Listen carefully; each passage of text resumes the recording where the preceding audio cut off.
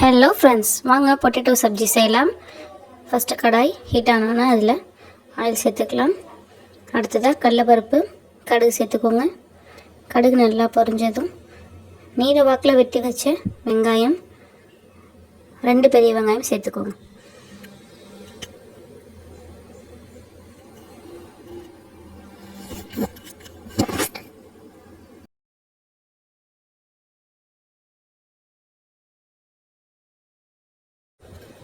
இப்போ நல்லா அந்த வெங்காயத்தை வதக்கலாம். இது கொஞ்சமாக சால்ட் ஆட் பண்ணிக்கோங்க.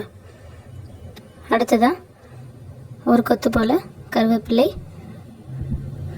ஒரே ஒரு பச்சை மிளகாய் மட்டும் நான் சேர்த்துருக்கேன். குழந்தைங்க சாப்பிட்றதுனால நீங்கள் ஒரு 2-3 பச்சை மிளகாய் கூட சேர்த்துக்கலாம். ஏன்னா இதுக்கு மிளகாத்தூள் எதுவுமே நம்ம ஆட் பண்ண போகிறதில்ல. பச்சை மிளகாயோட காரம் மட்டும்தான், தேவைக்கேற்ப சேர்த்துக்கோங்க.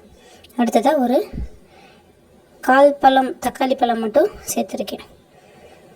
இது நல்லா வதக்கி கொடுத்துக்கோங்க. வெங்காயம் ரொம்ப சாஃப்டாக வதங்கிடக்கூடாது, அப்போ தான் நமக்கு ஹோட்டலில் சாப்பிட்ற டேஸ்ட்டில் பர்ஃபெக்டாக கிடைக்கும். அண்ட் இதில் கொஞ்சமாக இஞ்சி பூண்டு பேஸ்ட் சேர்த்துக்கோங்க. அடுத்ததாக வீட்டில் வச்சுருக்க கறி மசாலா பவுடர், அதுக்கு அடுத்தது கொஞ்சமாக மஞ்சள் தூள் ஆட் பண்ணிக்கிறேன்.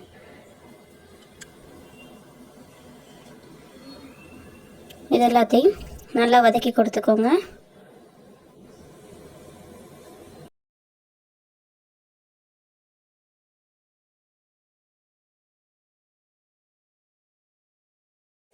அடுத்தது அதில் 1/2 டம்ளர் அளவு தண்ணி ஆட் பண்ணிக்கோங்க. இதுக்கு அடுத்தது ஒரு 4-5 உருளைக்கிழங்கு நான் நல்லா 2-3 விசில் விட்டு வேக வச்சு வச்சுருக்கேன். அதை நல்லா மசிச்சு இதில் ஆட் பண்ணிக்கலாம். இது நல்லா கொதிக்க விடுங்க. சிம்மில் வச்சுக்கோங்க, டக்குன்னு அடி பிடிச்சிரும். நல்லா சிம்மில் வச்சு கொதிக்க விடுங்க.